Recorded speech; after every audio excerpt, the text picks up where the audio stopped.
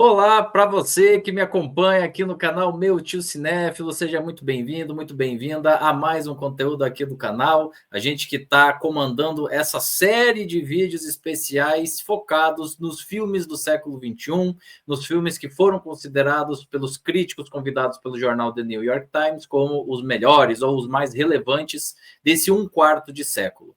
Para vocês que não estão acompanhando essa história até aqui, sejam muito bem-vindos, é um prazer receber vocês aqui no canal. Meu nome é Felipe Aureliucci e esse canal existe para fazer a cobertura da temporada de prêmios e mais especificamente as cerimônias de entrega do Oscar. Então, para você que está chegando agora, vai ser um prazer ter você junto conosco aqui. Pode ficar à vontade para explorar todo o acervo já disponível aqui nesse canal, as mais diversas temporadas, não só essas últimas desses últimos anos, como as antigas mesmo, e vai lá de trás.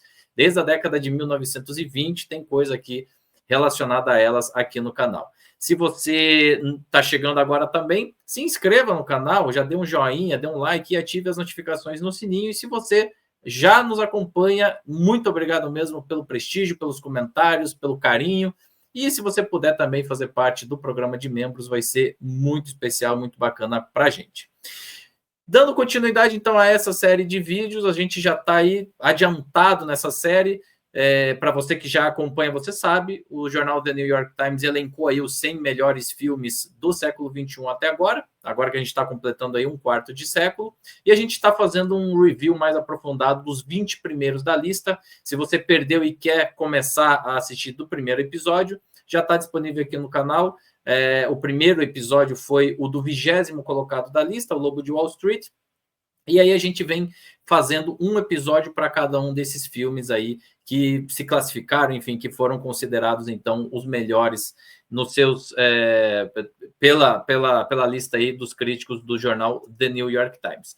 E hoje a gente está chegando já, né, já passamos aí da metade dessa lista, e hoje a gente vai falar, então, sobre um filme que, na época, deu um bom barulho, uma boa repercussão.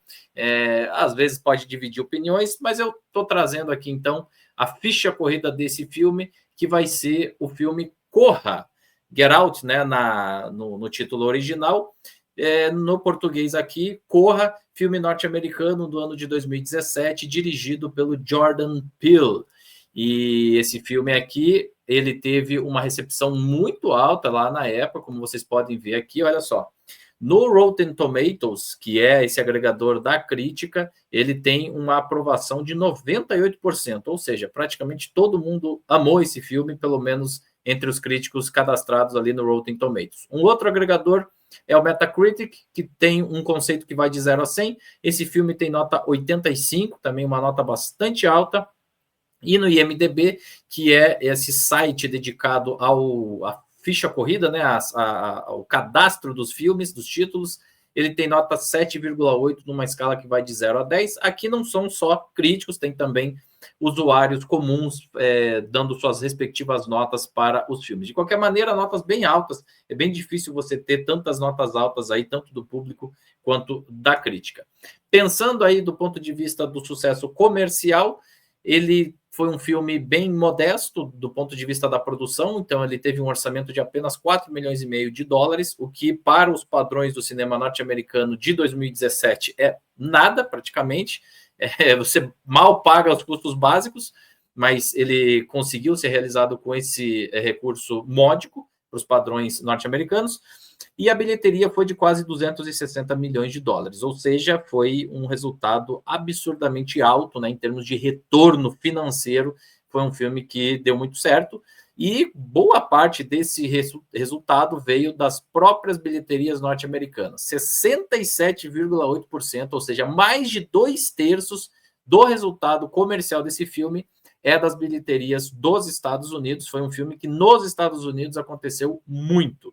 E se você pegar o compilado do ano inteiro, de todas as bilheterias do ano de 2017, esse filme ele ficou em 37º colocado aí no acumulado total. A data de lançamento dele e que o tornou elegível para a temporada de prêmios foi 24 de fevereiro de 2017, portanto, é um filme que não tinha talvez esse essa pretensão ou esse compromisso com a temporada de prêmios. Vamos lembrar que normalmente os filmes do primeiro semestre, e especialmente os filmes que vêm ali janeiro, fevereiro, março, são filmes que não tem uma estratégia já sedimentada anterior ao lançamento para a temporada de prêmios, né? A gente sabe, quem me acompanha aqui no canal sabe que normalmente os filmes que visam algum sucesso aí na temporada de prêmios costumam focar as suas atenções para o segundo semestre, ou pelo menos para o Festival de Cannes, que vem ali para maio, já chegando na metade do ano, e dali para frente se gabaritam para os outros festivais norte-americanos ou europeus, e depois para os prêmios televisionados. Então é isso. Hoje o assunto é o filme Corra, e como sempre eu tenho a alegria de convidar um colega meu aqui para comentar sobre o filme. Não estou sozinho aqui nessa missão de levar o filme Corra aqui para vocês.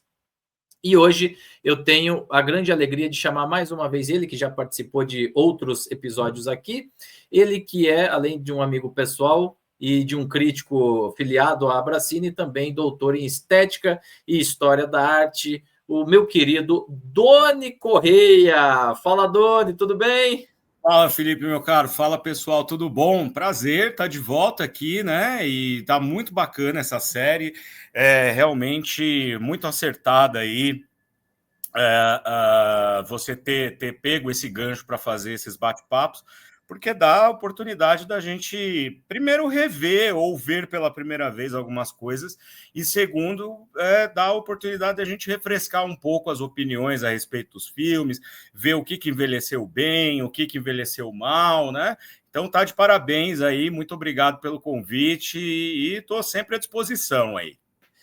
Obrigado, Doni. Eu sei disso e te agradeço sempre por estar à disposição, mesmo com a sua agenda apertada, corrida, de professor, de escritor, de poeta, de dono de casa, enfim, de tudo, né? A gente se desdobra, né? Conserta o portãozinho e parafuso, maçaneta e dobradiça também. É isso. Doni, para a gente começar a falar sobre esse filme, eu acho que um ponto crucial aqui é a gente lembrar que ele é um filme de gênero, ele é um filme de horror, né, que é tão escanteado aí ao longo dos anos, pelo menos do ponto de vista dessas cerimônias de premiação. É difícil você ver filmes de terror ali chegando junto e concorrendo e sendo reconhecidos dessa forma. Então, queria que você comentasse um pouquinho isso, né? Até porque um dos filmes, o filme favorito da sua vida é um filme de terror, né? De uma outra época, óbvio, não tem nada a ver com isso daqui, mas assim. Filme de terror. É o filme de terror. Então, você, como sendo uma grande admiradora, apreciadora aí do horror, eu queria que você começasse comentando um pouquinho por esse lado, né?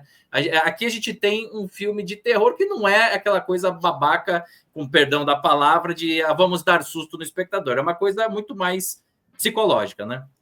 Exato. E eu tomei um susto, né, cara? Porque esse filme, nada, vai fazer 9 anos já, cara. Para mim, saiu outro dia.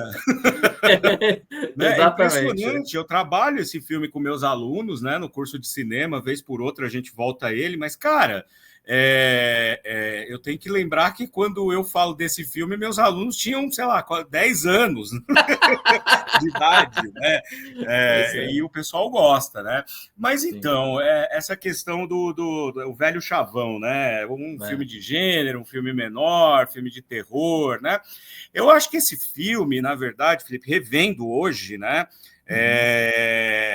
Eu vejo algum didatismo, principalmente nos diálogos e tal, que me incomoda um pouco hoje em dia, mas a gente tem que ver que esse filme sai em 2017, no momento em que o Trump 1, né, estava ali entrando no seu segundo ano, né? O filme entra em cartaz aí em fevereiro, né, de 2017, Exato. Como você falou, então entrando no seu segundo ano. Um momento que já prenunciava certa instabilidade que a gente está vendo hoje na sociedade norte-americana, estadunidense, né? E que naquele momento eu acho que fazia todo sentido, né? Eu vejo um paralelo entre esse filme e o Adivinha Quem Vem para o Jantar. né? Boa. A premissa desse filme, inclusive, é um exercício que eu dou para os meus alunos. Vocês vão assistir os dois e vão, né, fazer uma comparação crítica aí, porque que inclusive a gente já comentou, né, naqueles bate-papos longuíssimos, né, revendo as temporadas. Cara, foi o primeiro debate gravado debate, aqui. É isso, em 2017. Portanto, né, olha aí, várias coincidências junguianas aí, né, permeando. O Adivinha Quem Vem para o Jantar é um filme que é um drama, né? Óbvio que tem aquela questão quando eu digo que é muito parecido, é porque o começo é muito parecido. A gente tem um casal de um afro-americano com uma mulher branca e ele está preocupado, nos dois casos, nos dois filmes, está preocupado porque vai conhecer a família da namorada, como que a família da namorada vai receber, né? Vai recebê-lo. Nos anos 60, a gente estava vivendo o auge da luta pelos direitos civis dos negros nos Estados Unidos. Então, tinha essa questão, né, muito candente na sociedade. Em 2017, a gente tem toda aquela década de 10, né, que foi a década de 2010, permeada por uma série de questões relacionadas à ascensão da Ku Klux Klan, do supremacismo branco, do preconceito. E aí a gente tem um presidente nos Estados Unidos que é eleito com um discurso completamente reacionário, de extrema-direita, etc., mas mesmo assim é eleito, né? Então havia também uma certa agitação, um certo mal-estar naquela civilização, em ambas, né? Nos anos 1960 e agora nos anos 2010. Só que o Jordan Peele, ele, nesse aspecto eu acho muito interessante, ele vai, obviamente, né, metaforizar essa questão do racismo, essa questão do extermínio mesmo de negros. A gente viu, né, George Floyd, o que aconteceu. Eu não lembro quando foi exatamente o assassinato do George Floyd, mas já tem um tempo suficiente, estava mais perto da feitura do filme do que de agora, né? Suponho. Então, assim, é uma sociedade norte-americana entrando em colapso que o Jordan Peele vai trazer justamente para a alegoria do horror. Porque o horror, Felipe, se a gente olhar assim, a natureza do horror, seja num filme, seja numa literatura, seja numa peça de teatro, enfim, o que gera o horror no espectador é muito ligado ao conceito daquilo que a gente não sabe lidar muito bem do ponto de vista psicológico. Não precisa ser nada sobrenatural, não precisa ser um bicho-papão, não precisa ser absolutamente nada dessa natureza, né, mais estereotipada do horror, mas sempre tem a ver com algum tipo de sentimento concreto, algum tipo de situação concreta da vida que a gente não consegue, por N motivos, enfrentar diretamente, não consegue encarar, não consegue olhar nos olhos desse medo, seja um recalque, seja uma neurose, e isso acaba, então, vazando, né, se extravasando para a simbolização disso, que é um filme de terror, né? Então, eu acho que o Jordan Peele acerta quando ele faz essa opção para transformar essa instabilidade quanto aos direitos dos negros, das minorias, etc. Minorias numas, né? Porque os negros, por exemplo, aqui no Brasil, a gente sabe que é maioria, né? Mas a gente ainda fica falando essa coisa de minoria, mas enfim... de grupos étnicos que sofrem preconceito, e aí nos Estados Unidos é aquela coisa, né? Eu e o Felipe, gente, nós somos europeus aqui no Brasil, né? Mas se a gente for para os Estados Unidos, vão olhar para a nossa cara e falar, ó, o latininho de merda ali, né? Exatamente. Assim. Então, tudo que não é norte-americano já acaba caindo justamente para essa questão do preconceito e para o extermínio, né? E com o aval de um presidente liderando a nação, isso a gente viveu aqui também, durante a pandemia, inclusive, né? Eu acho que essa questão do horror é uma forma muito inteligente de lidar com a realidade daquele momento, né? De 2017 ali. Mas aí tem uma outra questão que é mais delicada. Todo filme de gênero, ele tende a envelhecer mais rápido, né? Ele já tem uma tendência natural a envelhecer, e se vai envelhecer bem ou mal, daí, né, são minúcias, aí cabe ao realizador, cabe à produção, cabe à excelência do roteiro, da direção e assim por diante. O Adivinhe Quem Vem para o Jantar não envelheceu. Agora, o Corra, eu acho que já envelheceu um pouquinho de 2017 para cá, e eu acho que o ponto do envelhecimento está na construção do horror, que passa por um didatismo, sobretudo nos diálogos, que aí eu acho que fazia sentido lá, mas hoje, em 2025, perde um pouco da força, perde um pouco da sua potência crítica, né? Perfeito, Daniel. Você falou várias coisas aí interessantes. Eu queria dizer que o George Floyd, o caso George Floyd aconteceu em 2020, você citou ele aí, ou seja, 3 não anos está muito depois, distante, 3 aninhos ali depois, então não está muito distante desse contexto que você está falando, de ebulição social na sociedade norte-americana. Aqui no Brasil a gente também vivia isso, a lembrar que a gente teve a eleição de um presidente da República que tinha um discurso aí de ódio, ou enfim, um discurso conservador, no mínimo, para não dizer reacionário, enfim. Que no Brasil, assim, é um dia comum na vida de um brasileiro, esse tipo de coisa, né, cara? A gente não tem sossego, né? Então, o fato da gente estar vivendo a mesma coisa no mesmo período é o mais do mesmo, né? É mais do mesmo. Mas eu queria pegar um pouquinho o gancho que você falou aí no final. Por quê, Doni? Eu confesso, tá, que lá atrás, e eu acho que se a gente resgatar os meus vídeos lá de trás de 2017, vai ter, né? O Corra não foi um filme que me pegou instantaneamente. Eu já na época achava, não tinha comprado muito o relacionamento, o casal não me descia muito bem, não sei porquê, já desde aquela época, tá? Ao contrário do casal do Adivinha Quem Vem para Jantar, que, poxa, aquilo ali... Sidney Poitier, né, cara? Porra, pelo amor de Deus, né, cara? É outra história. Mas, enfim, eu acho que você que citou uma coisa aí que é interessante, que é um filme que, quando você revê, tem um pouquinho das marcas do tempo, porque ele estava muito pautado ali no que acontece instantaneamente, e o próprio Jordan Peele foi melhorando muito. Então, assim, o que eu gosto de dizer do Corra foi um excelente filme para mostrar a potência que esse realizador, que esse diretor tem e teve depois, mas não sei se ele é um filme realmente tão bom assim, se você desprezar o contexto histórico. Concorda comigo? Eu concordo, e também me deixa surpreso, e não é a primeira surpresa dessa lista dos 20, que esse filme figure, né, oitavo, numa né, cara? lista, né, em oitavo, né, ranqueado muito bem entre os 10 primeiros e numa lista tão importante, né? Se bem que listas são sempre listas, aí depende muito, né? Quer dizer, a coisa ela vai variando, tal. Mas eu fiquei surpreso porque, assim, quando eu vi a primeira vez, eu achei um filme bacana, achei legal. Isso. Falei, é bacana, eu acho bacana essa coisa da construção do horror a partir do racismo, a partir daquela coisa que o pai gosta muito de fazer o paralelo entre os veados atropelados e depois os negros que são mortos não são abduzidos, né, e transformados e tal, mas é um filme que, assim, chega uma hora, nisso é interessante, essa última vez que eu vi para esse bate-papo, tinha uma coisa que na época eu não atentava e que agora, né, cabe a gente pensar. Chega uma hora que ele vai começar a caminhar para uma coisa meio sci-fi, e aí depois volta para a questão do horror.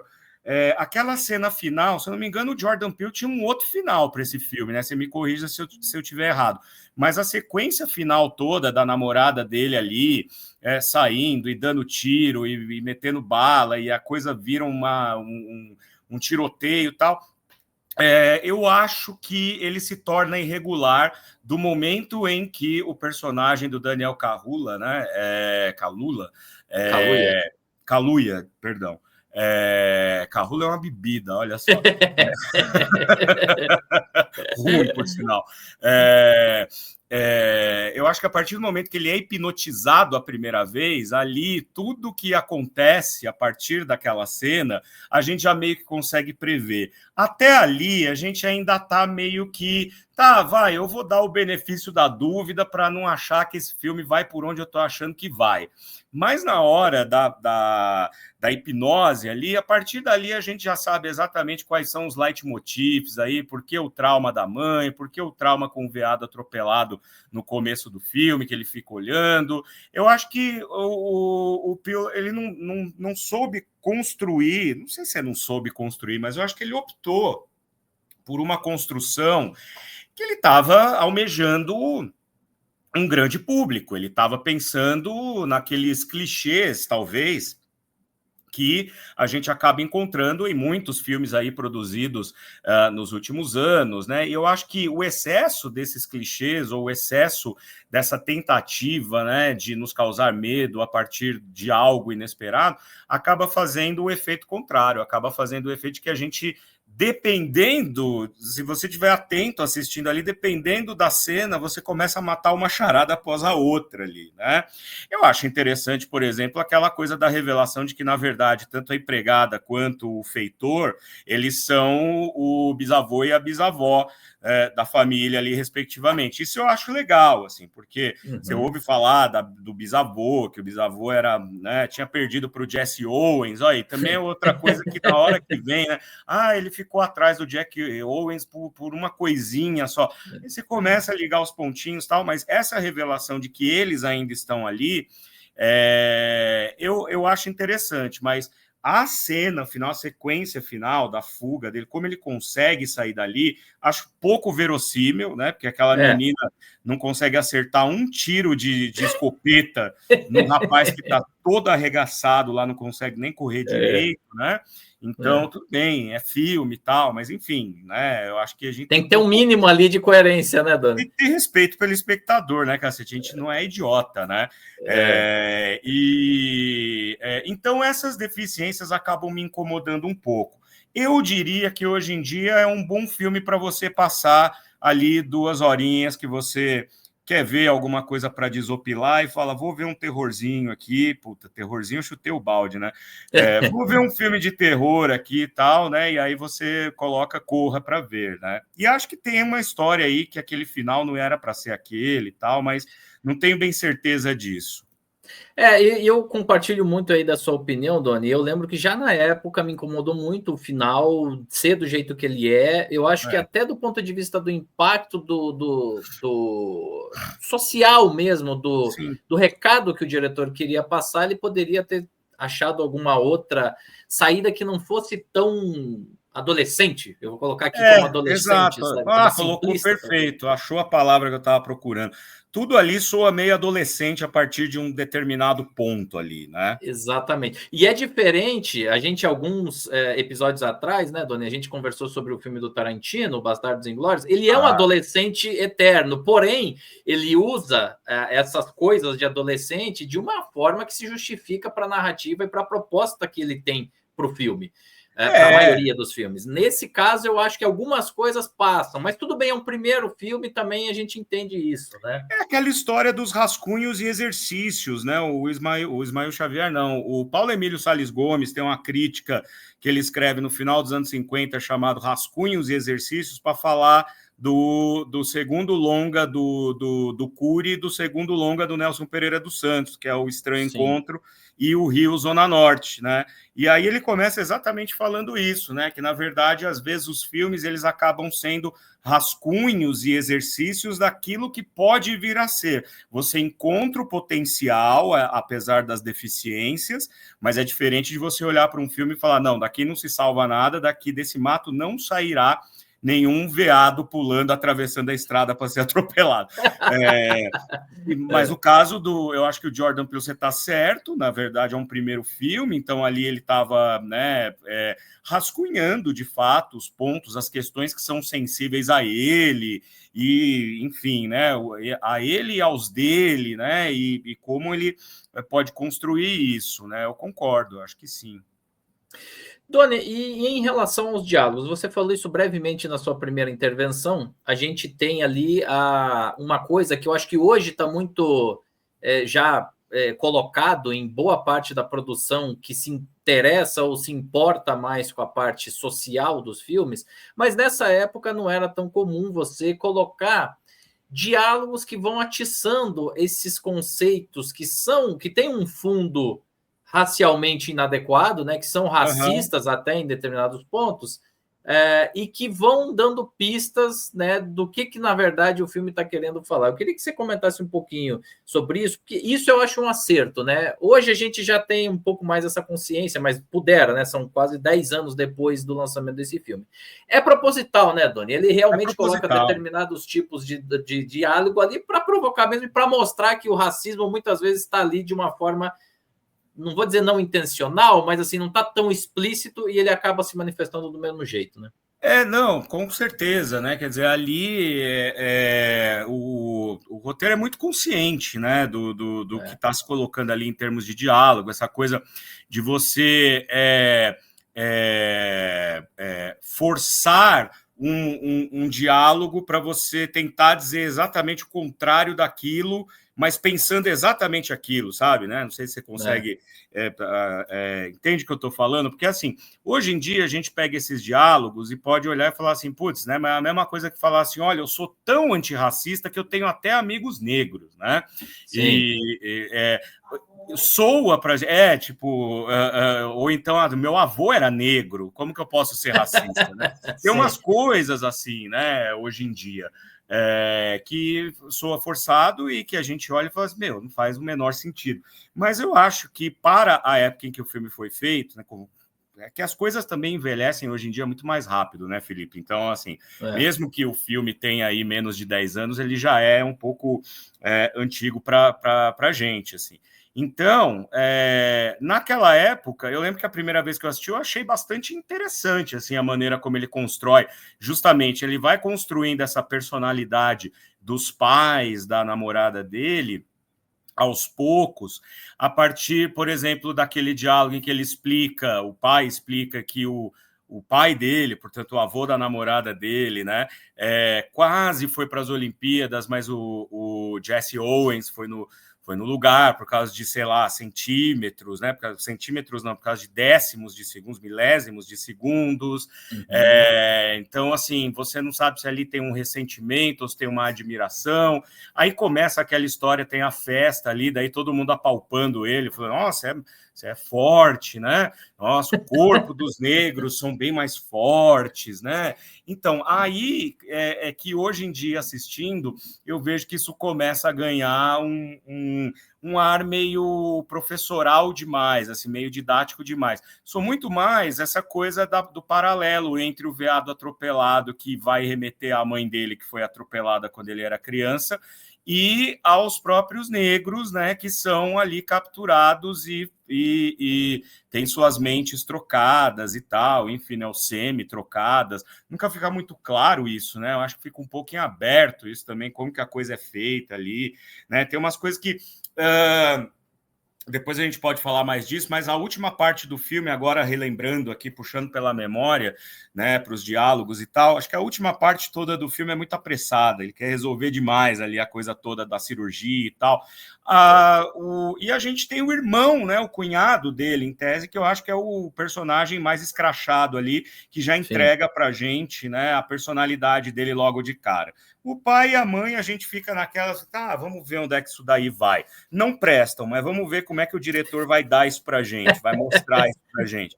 O irmão não, ele já chega, ele já é folgado, ele já é chato, ele já é inconveniente, e assim vai, né? É o cunhado, né? É o cunhado, né, cara? Bom, né? Não à toa começa com um sufixo, né? E prefixo, aliás. Começa com prefixo, né? Mas como eu estava falando, né?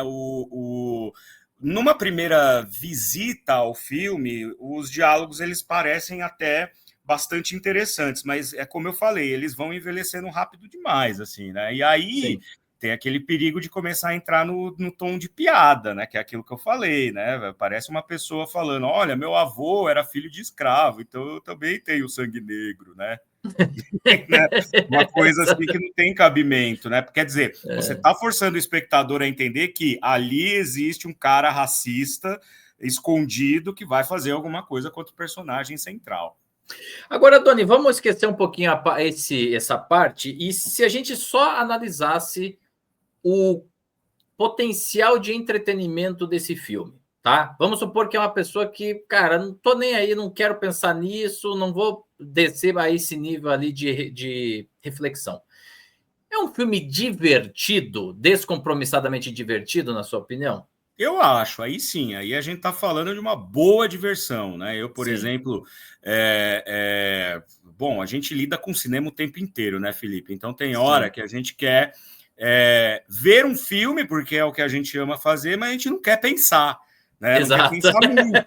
A gente quer ver uma coisa assim, e eu tenho os meus guilty pleasures, né? Que, por exemplo, um deles é assistir filmes de terror muito ruins, mas ruim com força, assim. Sim, Ruim sim. nível Bruxa de Blair 3, assim, sabe? Né? Só porque eu não tô afim de pensar e quero ver uma história de terror, né? Sim. Nesse sentido, o Corra funciona legal, só que não é tão ruim quanto uma Bruxa de Exato. Blair 3, né? Ou Exato. seja, Por favor, gente, não nos cancele, a gente não tá falando isso exatamente, não vai me aqui. cancelar agora, né? No seu programa lá já tinha falado que Exorcista é uma piada e um engodo, né? Já quiseram me cancelar. Ó, tô relembrando coisa de, sei lá, 5 anos atrás, 6 anos atrás, né? Mas vejam, como diversão, para quem gosta do gênero, né, e para quem gosta das variantes do gênero, porque daí não é um terror, como o Felipe bem falou no começo, não é aquele terror para te dar susto e tal. Ele é mais um suspense, na verdade, né? E no limite acaba virando um filme de aventura ali no final, na fuga do personagem, naquela conversa dele com um amigo dele, que aliás o amigo dele é talvez o melhor personagem do filme. Eu acho, gosto muito. Maravilhoso. Ele, né, salva o dia. E é interessante porque, nesse aspecto, o Jordan Peele coloca esse personagem como sendo um agente de segurança de aeroporto. Então, o cara sabe tudo. Se ele precisar grampear a sua vida para saber de onde você vem, o que você faz, o que você vai fazer, ele vai conseguir. Então, tá vendo? O roteiro tem umas sacadas muito boas, o que garante uma boa diversão para quem gosta do gênero. Agora, vai do espectador médio, né, comprar ou não a forma como o discurso é construído. Como a gente está chegando à conclusão aqui, a construção do discurso é um pouco deficitária hoje em dia. Mas para sentar, assistir com os amigos, assistir com a namorada, dar umas risadas de vez em quando, ou, sei lá, ir na cozinha, pegar um petisco e deixar o filme rolando e voltar, tal, é perfeito. Perfeito. E, Doni, a que você atribui mais de 2/3 desse filme, da arrecadação dele ter vindo dos Estados Unidos? Eu vou começar dando o meu pitaco aqui. Você apontou muito bem o período histórico onde esse filme estava colocado. O início do ano costuma ter filmes que são mais pipocas mesmo, não estão tão preocupados com essa coisa de Oscar, de prêmio, de festival, de nada disso. É um filme que não tinha compromisso com nada, era o primeiro filme do diretor, ele fez com pouca grana, colocou esse subtexto dentro de uma sociedade que estava começando a discutir esse tipo de situação que a gente já falou aqui anteriormente. Então, eu acho que, em função de tudo isso, tudo conspirou a favor desse filme se dar tão bem nas bilheterias norte-americanas. Depois, óbvio que ele foi exibido no mundo inteiro, e lá no Brasil, eu lembro da época que ele passou também, o pessoal comentava bastante, a gente já frequentava.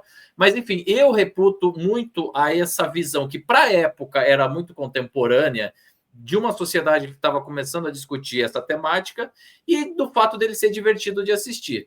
Te parece que é isso mesmo? Eu acho que é por aí. Também tem uns outros elementos aqui que eu queria somar a isso para ver se de fato se sustenta. Que, bom, primeiro o Jordan Peele ele já era uma figura grande na TV, né? Ele já vinha de uma carreira consolidada na TV americana, e como você mostrou aí, Felipe, no começo, 67% dessa bilheteria toda veio dos Estados Unidos, né? Então... eu acho que tem isso, quer dizer, é uma pessoa, se bem que da área da comédia, né? E aí, obviamente, que isso vai incitar quem segue quem seguiu o Jordan Peele. Eu acho que passa por aí, né? Ó, vamos ver o que ele fez, né? A gente está acostumado a ver ele fazendo X, vamos ver como é que ele se vira fazendo Y, né? Outra coisa também que eu acho que tem que ser levado em conta, e que pouca gente fala isso hoje em dia, não sei se você vai lembrar, mas ali, por volta de 2015, 2016, começa-se a falar muito de um negócio que nunca mais eu ouvi falar, que é o tal do pós-horror, ou do pós-terror, né? Tinha um papo desse aí realmente Tinha, rolando, não né? tinha? Quando saíram aqueles filmes lá, tipo A História de um Fantasma, sei lá, né? Eram uns filmes, assim, que o pessoal... quando o Eggers lançou A Bruxa... A Bruxa, sim. Ou seja, era um período em que as pessoas... em que virou hypezinho de internet, deve ter vindo do Twitter ou coisa que o valha, essa história de que o terror estava sendo reinventado pelas novas gerações de cineastas e agora eles estavam mais críticos, políticos e existenciais também. Então, aí, eu lembro que teve uma espécie de boom, assim, dos filmes de terror e do consumo de filmes de terror também, né? Gente que não necessariamente está acostumada a assistir filmes de terror e, de repente, vinha, olha que maravilha que é A Bruxa, olha que maravilha que é O Farol e tal, né? O Farol é uma obra-prima, né? Mas Tony, sem querer te interromper, mas eu acho que também isso vem na esteira desses jovens realizadores que não tinham mais tantas amarras como o passado e não queriam ficar repetindo fórmula, não queriam criar um serial killer novo. Cara, vamos fazer um negócio aqui um pouco mais psicológico, pouco mais, né? Sei lá, com um subtexto um pouco mais pesado e até artisticamente mais interessante do que aquela coisa plano e contraplano e susto. E aí isso acabou trazendo uma geração boa de filmes, e a gente tem filmes muito bons, até bem melhores do que o Corra nesse sentido aí, né? Sim, exatamente. Então, quer dizer, também a gente tem que pensar na onda, né? Quer dizer, naquele momento veio uma onda de novos terrores, né? Novos filmes de terror, com uma nova proposta, exatamente isso, né? Diretores muito mais livres e muito mais à vontade para reinventarem ou somarem ao gênero.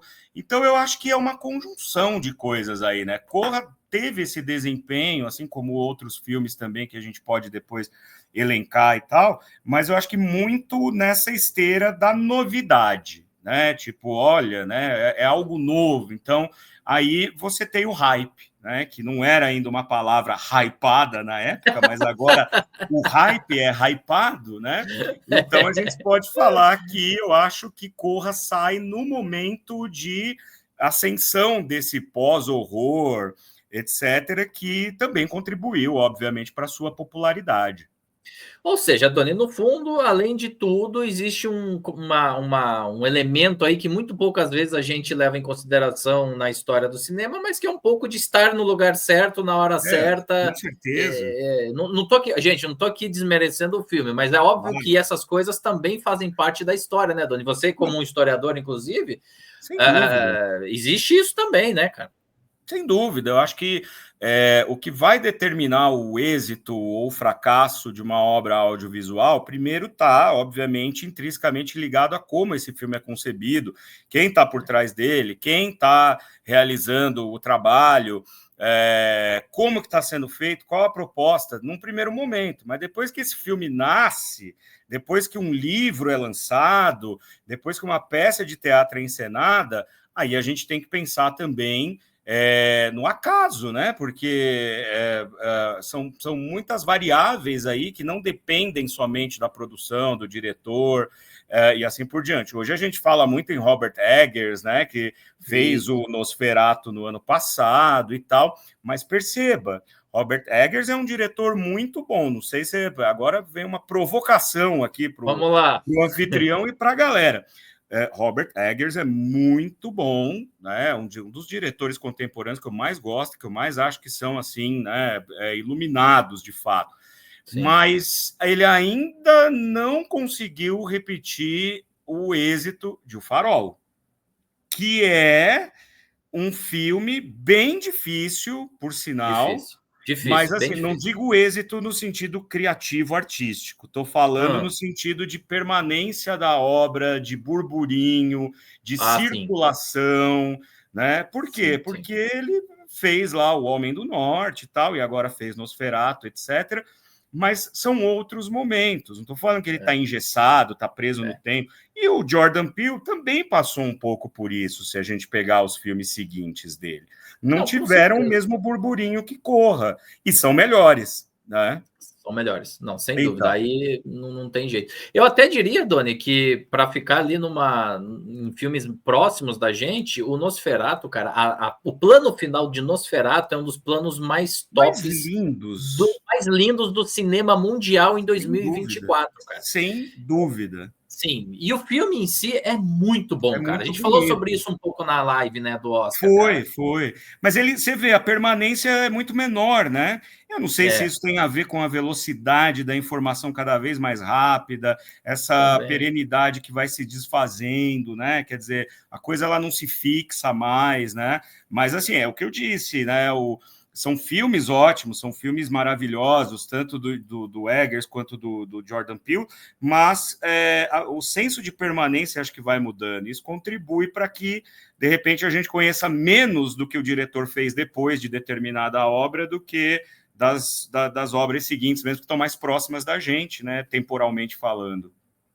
Sem dúvida. Vamos dar uma espiada em como foi a performance desse filme do Corra lá na temporada de prêmios. Eu sempre faço isso, então estou trazendo aqui sobre o Corra. No Oscar 2017, esse filme acabou, mesmo tendo estreado lá ainda no primeiro semestre e tudo mais, mas ele acabou sendo indicado a 4 categorias muito importantes. Venceu na categoria de melhor roteiro original. Essa foto, inclusive, é do Jordan Peele segurando o seu Oscar conquistado por melhor roteiro original, e fora isso ele teve indicações nas categorias de melhor filme do ano, de 2017, melhor direção para o próprio Jordan Peele e melhor ator para o Daniel Kaluuya, que o Doni citou aí no início.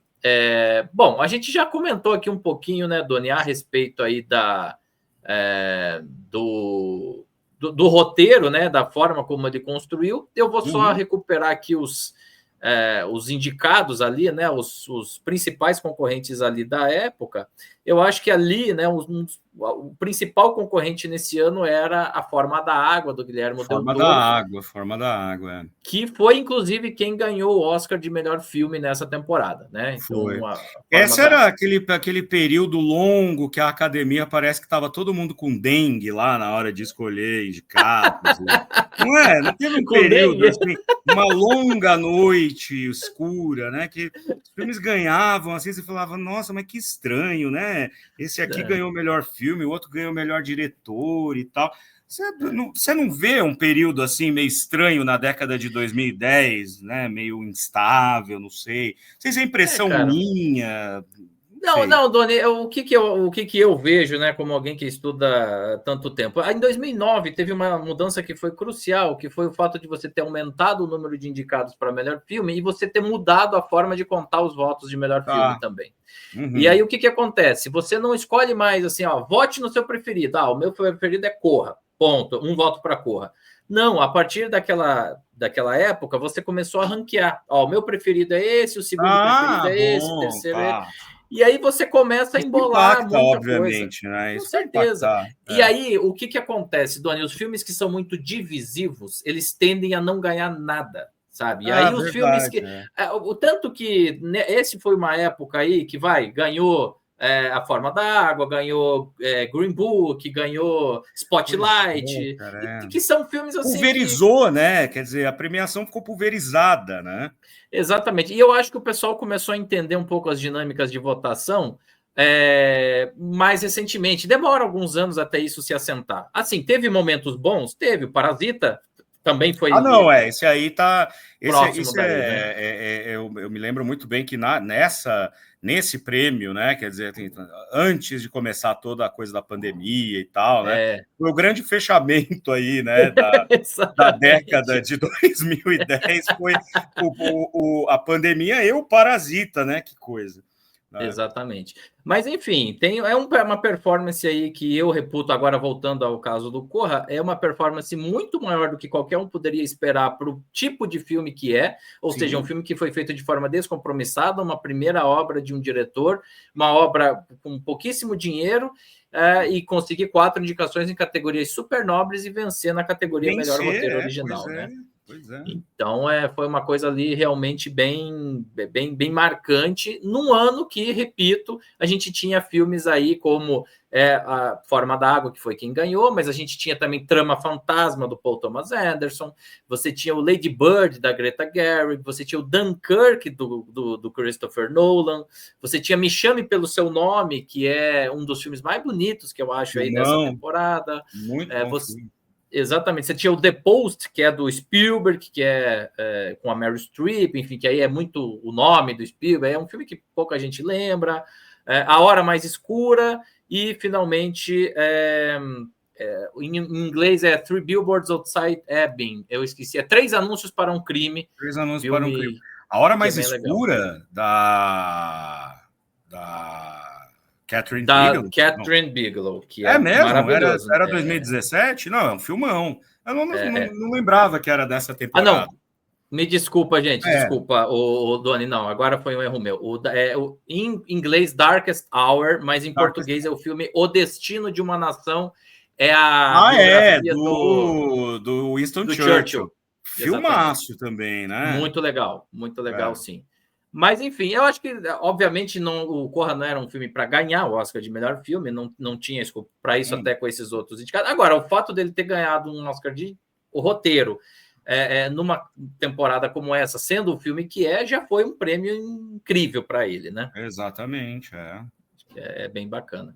Doni, voltando agora, pensando agora, vamos transportar. A gente voltou lá quase 10 anos, lembrou os filmes que estavam lá, e agora a gente está falando hoje. Você falou que passa esse filme para os seus alunos e que boa parte deles era criança lá, talvez não sei nem se assistiu ou se assiste agora. O que costuma voltar, Doni, assim, dessa geração, dessa garotada que está assistindo esse filme e o filme lá de 1967, que já tem mais de meio século aí de distância para cá? O que costuma vir de interessante você, como professor, consegue identificar? Eu acho que o principal, né, que assim, quanto ao Corra, eu acho que primeiro é esse senso de diversão mesmo que a gente falou. Sim. Ele é um filme divertido mesmo, né? E depois eu acho que é a identificação dessa geração de jovens, né, nascidos no século XXI, com um filme que tem a capacidade de tocar em um ponto ligado à sociedade que faz eco no dia a dia das vivências deles em redes sociais, no dia a dia do trabalho, da escola, né, da faculdade. A vida em sociedade, né? A vida em sociedade, que é justamente pensar em extirpar o racismo, em pautas sociais, engajamento. Essa geração, que é a tal da geração Z, que na verdade essas gerações Z, milênio, essas coisas, só faz sentido para a sociedade norte-americana, né? Para a gente não faz muito sentido, assim, porque a evolução, né, dos tempos é diferente, mas assim, tudo bem, vai. Geração Z, e essa geração Z, a gente percebe que eles têm uma sede muito grande de pertencimento a causas que podem gerar grandes impactos, né? Perfeito. Então, quando você tem um filme que toca de maneira tão explícita a questão do racismo, a questão da discriminação, dos crimes contra os negros, etc., eu acho que isso já gera uma empatia, né? E aí você tem todos os outros elementos, como é o caso do suspense, como é o caso das perseguições e tal. Então, eu acho que isso é uma coisa que os atrai. Quanto ao Adivinha Quem Vem para o Jantar, aí que paradoxo, né? Deveria gerar a empatia, eles deveriam engajar no filme pelas mesmas razões, mas é historicamente muito longe, né? Muito longe. Então, eu costumo dizer que a geração Z costuma, às vezes, achar que o mundo não existia antes deles nascerem, né? Então, tem esse aspecto, né?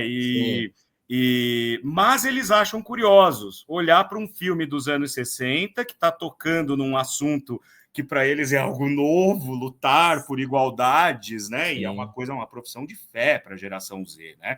Você não ouse ser racista na minha frente. Tá certo, né? É que para a nossa geração, a gente já falou isso aqui quando conversamos sobre Brokeback Mountain, como o racismo, a homofobia recreativos na nossa geração passava batido. Exato. Para eles, não. É uma questão, assim, muito séria, e eu acho que o filme acerta nisso. Talvez isso seja um outro elemento pelo qual, na época, arrecadou tanto, né? Então, eles se divertem bastante e acham muito interessante comparar, né, um filme abertamente de terror com um drama na época, e que partem da mesma premissa, né?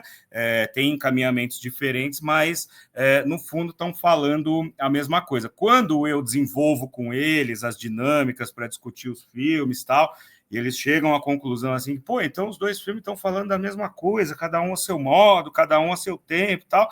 Aí aquele brilho nos olhos de um jovem aluno que todo professor ama a hora que vê, assim, né? Porque você percebe que, de alguma forma, essa pessoa se abriu para algo novo, aprendeu uma coisa nova e vai passar a olhar com mais cuidado outros filmes, buscando outras referências, né? E não aprende nada, né, Doni? Quem não está disposto a desafiar os seus próprios pré-conceitos, né? Com certeza, sem dúvida alguma, sem dúvida alguma. Eu acho que a lição número 1, né, que eu sempre dou é o seguinte, ó, assistam de tudo, leiam de tudo. Vocês não precisam gostar de tudo e nem vão, mesmo que é humanamente impossível. Mas quem se pretende a estudar cinema tem que, no mínimo, conhecer tudo que puder de cinema. Exatamente. Vai estudar letras, vai estudar literatura, filosofia, você vai ter que conhecer tudo de capa a capa. Desculpa, querido, vai ter que ler. Tá fazendo cinema? Desculpa, querido, vai ter que ver o filme feito na Eritreia. Acabou, entendeu? Até para dizer se gosta ou não e por quê, né? Exatamente. E depois descobre que ama, né? E o negócio estava lá o tempo inteiro e só faltava ir lá e conferir, né? Então, tem esse componente também, certeza. Doni, encaminhando já um pouquinho para o final, eu acho que a gente, ao longo aqui dos nossos debates, dos nossos episódios, a gente sempre costuma pensar, e óbvio que é um exercício meramente especulatório e de imaginação, então a gente não se pretende ser dono da verdade, nem aqui, nem em nenhum outro debate, mas eu acho que é interessante a gente pensar, porque a gente comentou várias vezes aqui, poxa, Doni, será que esse filme vai resistir ao tempo? Será que esse filme daqui, na lista dos, sei lá, dos 75 anos do século XXI, ou seja, daqui a meio século, será que ele vai estar? Aí eu me permito dizer que de todos os que a gente analisou, e eu participei de todos os episódios, até os que você não estava presente, eu acho que esse é um dos que daqui a 50 anos vai estar realmente... Se a gente já está falando isso há 8, 9 anos, imagina daqui a 50. Te parece também que esse é um filme que teve o seu mérito no seu espaço de tempo específico, na sua época, mas que ele tende a se desgastar mais do que o normal a longo prazo? Olha, eu acho que ele vai continuar citado e vai continuar procurado justamente pela maneira como ele constrói ou reconstrói o gênero do horror, né? Ou seja, como uma diversão, como um filme divertido e ao mesmo tempo profundo nas suas discussões, né? Eu acho que infelizmente, essas questões relacionadas a racismo, preconceitos, a gente luta para que não haja mais, para extirpar da sociedade, mas a gente sabe que é algo meio utópico, porque enquanto existirem pessoas, haverá o reacionário, haverá o contraditório, haverá uma série de questões que são inerentes à própria existência humana. Então, isso não está em discussão, mas enquanto filme... Eu acho que sim, eu acho que ele tende a permanecer. É claro que a gente não pode esperar que ele vá permanecer, por exemplo, daqui mais 20 anos, em 2045, o New York Times fizer uma nova lista dos melhores filmes do século XXI, ou em 2050, não sei se Corra apareceria novamente como... Ou se apareceria em oitavo, né? Ou se apareceria em oitavo, pois é. Mas eu acho que ele ainda vai continuar sendo um filme bem lembrado. Assim, eu acho que até mais lembrado do que os que o Jordan Peele fez em seguida, né? Como a gente estava falando aqui agora há pouco. Eu acho que o que colabora muito para a permanência de um filme, claro, além de ter que ser um filme realmente de excelência, mas o que colabora muito é o impacto espontâneo que ele causa no momento em que ele surge. Daí a gente volta para aquela história de ser a pessoa certa na hora certa, no lugar certo, né? Mas dessa lista eu consigo te apontar uns 2 ou 3 assim que eu não sei por que estão ali, mas eu nem vou discutir isso porque, né, uma lista heterogênea, quer dizer, a gente tem de tudo nessa lista, né, todos os gêneros e tal, e eu acho que é bacana isso. Eu tenho dificuldades com lista, falei aqui já, né, mas eu acho que é um filme que tende a permanecer, sim. Ô, Doni, não dá uma certa raiva, já que a gente está falando de lista, quando alguém vem para você e pergunta, pô, Doni, me fala aí, quais são os 5 melhores filmes de não sei o que, faz uma listinha aí para eu poder... Puta, cara, é tão difícil, cara, porque não...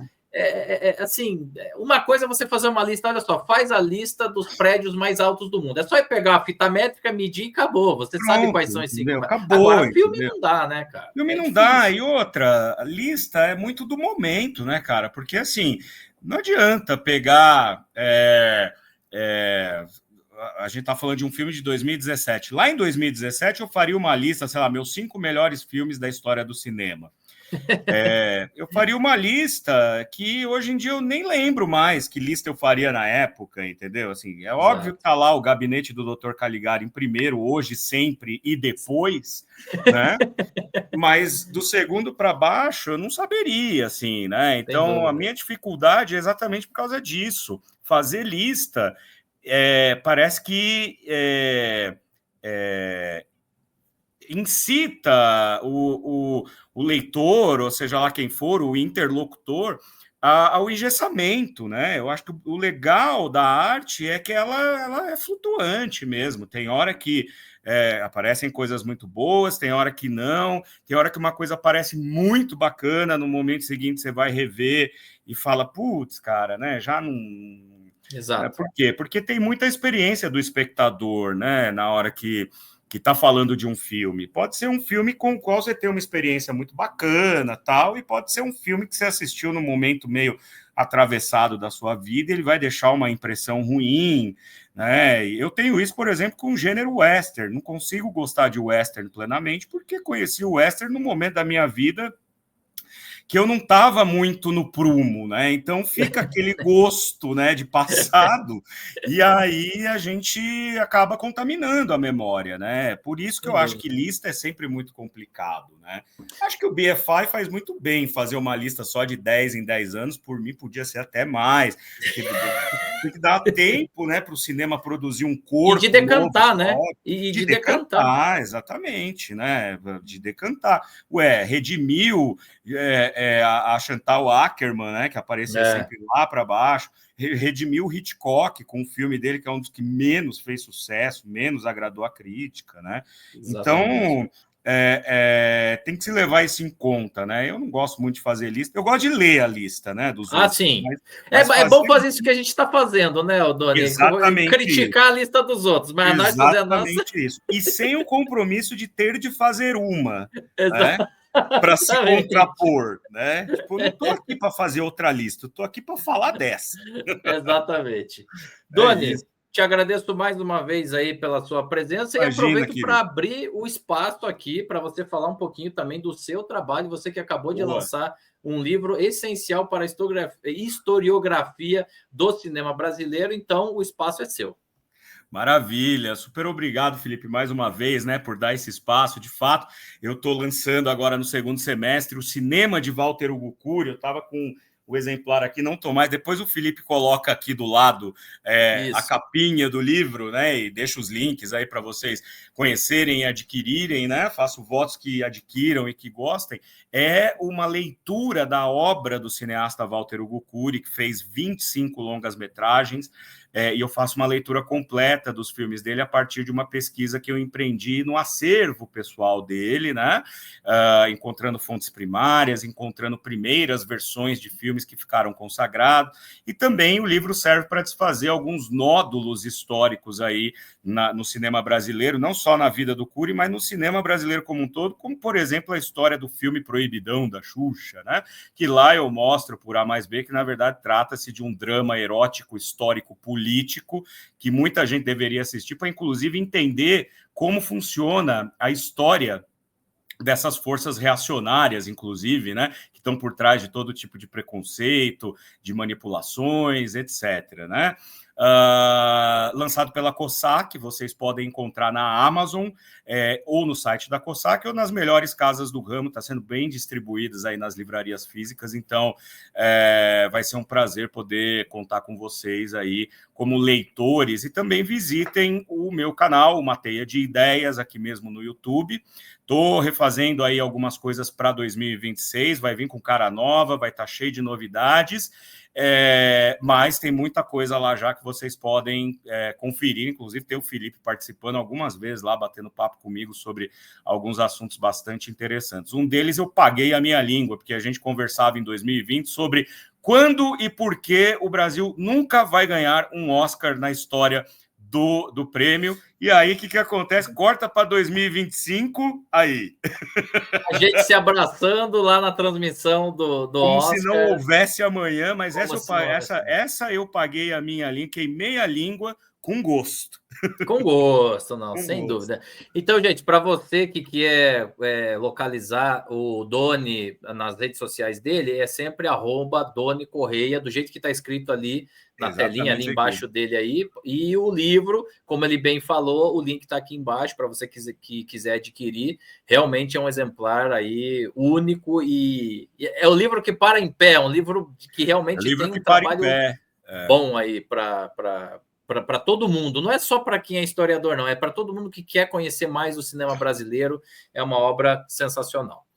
Bom, vou botar aqui na tela o próximo episódio para você que nos acompanhou. Fique ligado, porque no próximo episódio dessa série a gente vai falar sobre o 7º colocado da lista do The New York Times, que é o filme Brilho Eterno de uma Mente Sem Lembranças, filme norte-americano do ano de 2004, dirigido pelo Michel Gondry, e que tem aí o Jim Carrey e a Kate Winslet como protagonistas, e que na época, Doni, eu lembro bem, já era profissional nessa bombou também esse filme lá na época. Esse é um filmaço, hein? Esse filme é bom. Esse filme é bom. Apesar do Jim Carrey, esse filme é bom, né? Jim Carrey, quando faz drama, ele dá umas escorregadas no Máscara, né, cara? No Ace Ventura, assim. Mas funciona. Eu adoro esse filme. Não, mas o Show de Truman também é um bom filme, eu acho. Também, com certeza. Eu acho que ele é de 99. Senão eu acho que tava aí também, viu? Eu acho também. Eu acho que estava ali na virada, e eu acho que é uma pena que o Jim Carrey não tenha insistido um pouco mais nos dramas. Cine Majestic é um filme super bonito, né? Super bonito, esqueci o nome do ator lá, que depois antes trabalhou no Ed Wood, também é o Martin Landau. Que ganhou Oscar também, né? Sim. Faz muito tempo. Agora, o Mundo de Andy já não é aquelas coisas. Exato, já começa a dar uma... O Mundo de Andy é o que ele faz o Andy Kaufman, né? Isso. Nossa Senhora, que ele virou o Andy Kaufman e transformou a vida de todo mundo num pesadelo, né? Exatamente. Jim Carrey. São coisas e coisas, né? Aquela coisa. Exato. Bom, gente, tudo isso é spoiler de coisas que a gente vai conversar, então, no nosso próximo episódio. Para você que já me acompanha, muito obrigado. Deixe o seu joinha, deixe o seu comentário sobre Corra aqui também, ao longo aí do papo. Fique à vontade para deixar também a sua opinião sobre tudo isso que foi falado. E para você que puder, também vai ser muito bacana ter você como um membro desse canal. A gente segue, então, agradecendo mais uma vez ao Doni Correia pela disponibilidade, e encerra esse episódio convidando você a continuar ligado aqui no canal Meu Tio Cinéfilo. Um forte abraço, pessoal, e até a próxima. Tchau. Beijão, gente. Tchau, tchau.